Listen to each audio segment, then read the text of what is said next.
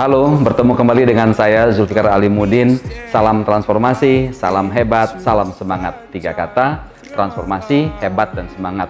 Transformasi adalah proses perubahan berkelanjutan bagi diri kita dan juga organisasi tempat kita bekerja atau dimanapun. Kemudian hebatlah sebuah sikap pantang menyerah, karena satu-satunya rumus gagal adalah berhenti.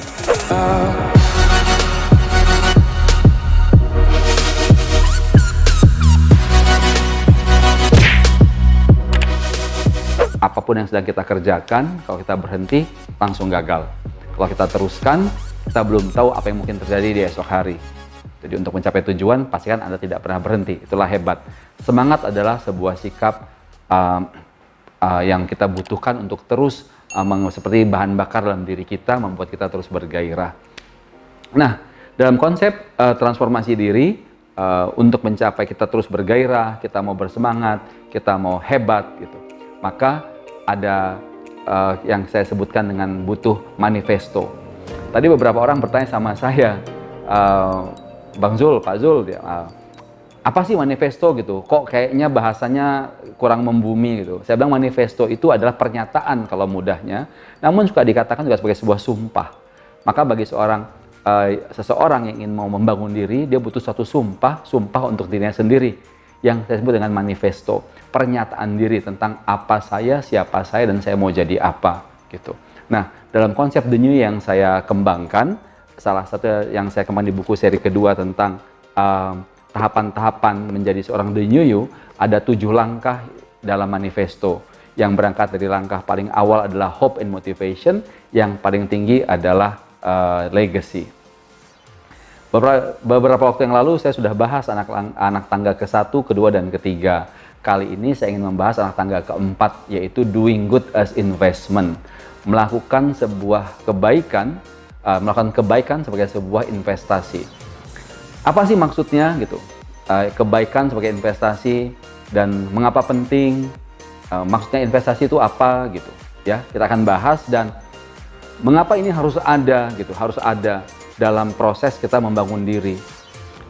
Saya langsung berikan aja ilustrasi, contoh sederhana dulu tentang maksud investasi. Begini contohnya, kalau saya ngeluarin uang 10.000, beli kacangnya saya makan, itu namanya transaksi.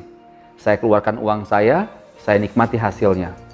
Tapi kalau investasi, saya belikan bibit kacang 10.000, saya tanam. Saya belum bisa makan. Ya. Saya butuh waktu, sehingga apa yang saya tanam itu tumbuh dan berbuah gitu ya. Nah, sama juga gitu ya, kalau sekarang saya mau melakukan sesuatu, mencapai sesuatu, apakah bisa saya dapatkan hasilnya saat ini juga? Apa yang saya keluarkan, pasti saya butuh waktu untuk mencapainya. Kalau tanaman tadi butuh disiapkan lahannya, butuh disiram, butuh dikasih cahaya matahari, butuh dijaga dari hama, butuh diperhatikan tingkat pertumbuhannya. Nah, begitu juga dengan apa yang kita inginkan dalam hidup kita. Itulah sebuah proses investasi, bukan transaksi. Nah, tadi kan saya sebutkan dalam memelihara sebuah taman banyak faktor-faktor ya, faktor-faktor yang berpengaruh pada tumbuhnya sebuah tanaman. Begitu juga dengan diri kita gitu. Mencapai sebuah misi besar, legacy utama yang kita inginkan dalam hidup kita bukan pekerjaan yang mudah gitu. Dan banyak sekali di antara kita akan mudah menyerah dan mengatakan sudahlah, terimalah takdir gitu. Hidup mah tidak usah terlalu dipaksakan. Ya, seringkali banyak orang datang dengan alasan-alasan untuk berhenti di tengah jalan. Gitu. Boleh nggak? Ya terserah, itu kan pilihan. Gitu. Tinggal Anda jangan mengeluh kalau Anda sudah memutuskan untuk berhenti dan menyerah. Gitu. Anda nggak usah lagi mengeluh tentang hidup Anda yang mungkin tidak seperti yang Anda harapkan. Nah, lantas apa maksudnya? Saya kembali lagi dengan konsep melakukan kebaikan sebagai sebuah investasi. Kan tadi saya sudah jelaskan bahwa investasi itu sebuah tindakan yang hasilnya tidak kita dapatkan langsung rasakan hari ini, tapi butuh waktu. Dalam keseharian kita, kehidupan kita, pertanyaan yang mendasar, berapa sering sih kita menanamkan kebaikan pada orang lain? Kebaikan itu ya para sahabat bukan berarti lantas kita harus kasih uang gitu. Ya uang penting, siapa yang nggak suka uang. Tapi banyak hal lain yang kita bisa lakukan. Contoh sederhana waktu kita di kantor gitu. Kita nih, kerjaan kita sudah selesai. Teman kita masih sibuk gitu, dan mungkin dia butuh bantuan. Belum tentu, kita nggak tahu juga gitu. Pilihannya cuma dua. Anda diam saja, atau Anda datangi teman Anda dan bilang, bro, ada yang bisa gue bantu nggak? Gitu. Even kalimat itu saja membangun persepsi orang tentang siapa kita. Gitu. Nah, kita bayangkan pada diri kita sendiri. Gitu. Kalau kita lagi sedang sibuk, ada orang datang, nawarkan sesuatu, membantu kita, kita seneng nggak? Gitu. Nah, ini nanti dikaitkan dengan kata legacy yang paling atas yang saya sampaikan tadi, bahwa legacy itu adalah kita ini ingin dikenal sebagai apa. Karena brand kita itulah yang resonate, yang terngiang-ngiang di pikiran orang gitu. Ya, orang akan tahu siapa kita dari persepsi mereka hari-hari berkenalan, berhubungan dengan kita. Jadi kalau kita, tugas kita, pekerjaan kita sebagai seorang akuntan atau seorang manajer keuangan misalkan. Teman kita yang di sebelah sana mungkin manajer operasional gitu. Waktu kita mau menawarkan bantuan kepada mereka, kita bukan bicara tentang mau bantu buat laporan keuangan gitu. Tapi bisa saja dia butuh bantuan kita untuk menangani sebuah proyek tertentu gitu. Nah, dengan kita lakukan itu, maka dalam benak dia yang dia tahu adalah, oh, teman gue ini orangnya suka nolong. Gitu. Nah, pada waktu kita menawarkan itu ke orang tersebut, kita nggak punya pretensi apa-apa gitu. Bisa saja sih pada awalnya kita merasa, gue pengen dong dikenal sebagai orang baik, apa salahnya? Dibandingkan kita kemudian dikenal sebagai orang yang nggak peduli sama lingkungan kita.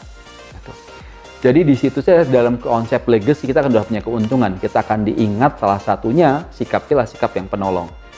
Tapi dalam jangka waktu tertentu ini kan berbalik pada kita juga. Sama seperti tumbuhan tadi yang sedang bertumbuh gitu. Apa benar kita setiap waktu bisa nyiram tanaman kita? Apa kita ingin bisa memastikan bahwa ketika ada ayam atau binatang lain yang menyerang tanaman kita selalu hadir. Kita juga butuhkan bantuan orang lain gitu. Jadi sama saja gitu.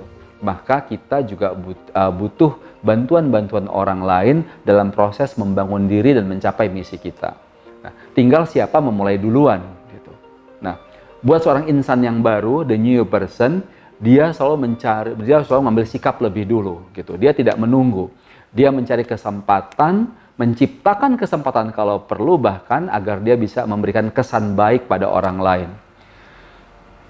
Ada nih yang tanya sama saya, kalau gitu pencitraan dong, kita kasih buat kesan baik gitu. Saya bilang jangan salah. Sesuai yang kita ulang-ulangi dari waktu ke waktu, kesan baik itu lama-lama terpatri pada diri kita. Kita akhirnya memang menjadi orang yang baik karena setiap hari kita hanya berpikir bagaimana membuat tindakan baik untuk menciptakan kesan baik. Pada akhirnya jadi sebuah karakter pada diri kita. Nggak percaya? Cobain 3 bulan. Buat sebuah kebiasaan baru di mana Anda lebih peduli pada orang-orang sekitar Anda. Tidak hanya harus di kantor, lingkungan rumah, di lingkungan-lingkungan lain, di tempat organisasi, kegiatan komunitas gitu. Anda datang hanya sekedar ikut-ikut datang kumpul-kumpul, atau Anda setiap datang melakukan sebuah bantuan pada mereka. Lambat laun, mindset ini akan tertanam di dalam diri kita bahwa kita itu hanya dinilai dari nilai manfaat. Nah, kalau sekarang saya tanya, kata nilai manfaat, apa sih buktinya gitu? Sekarang saya tanya, minuman apa yang paling ngetop sedunia? Saya nggak ada nyebut mereknya ya, gitu. Di kota manapun, di penjuru dunia manapun ada minuman itu. Gitu. Kenapa dia laku? Gitu. Dan karena dia laku di penjuru dunia, nilai brandnya tinggi. Gitu. Dicari oleh banyak orang. Produk-produk yang kelas dunia berarti keberadaannya dianggap menyelesaikan banyak masalah orang di penjuru dunia. Tambah tinggi nilai dirinya, bukan gitu. Ya sama dengan saya juga, dari waktu ke waktu saya juga berusaha meningkatkan nilai diri saya dengan cara melakukan banyak aktivitas, tindakan-tindakan, sehingga kemudian saya punya brand yang lebih strong juga dari waktu ke waktu gitu. Dan ini yang harus saya tanamkan pada diri saya, dan saya coba ajak Anda semua untuk melihat juga gitu. Apa alat ukurnya? Adalah waktu dan kegiatan. Saya ingin memastikan bahwa waktu-waktu yang saya spend dari waktu ke waktu, yang saya belanjakan, saya pastikan ada sesuatu yang saya hasilkan dari waktu itu. Dan pada proses melakukannya, saya berusaha sebisa mungkin memberikan trace atau jejak-jejak kebaikan bagi orang-orang sekitar saya, yang disebut dengan doing good as investment. Dengan itu saya akan tambah yakin bahwa misi-misi besar saya insya Allah akan tercapai. Demikian sahabat hebat, semoga dengan ini Anda bersama-sama saya akan terus bersemangat membangun diri kita mencapai mimpi-mimpi kita. Salam transformasi. Demikian videonya. Jangan lupa di like, komen, dan subscribe. Bunyikan juga loncengnya. Dan kalau kamu suka, pikir bermanfaat buat teman-temanmu yang lain, di-share ya. Dan kalau mau tahu update dari saya lebih banyak, follow IG saya, zulfikar.alimudin. Salam transformasi.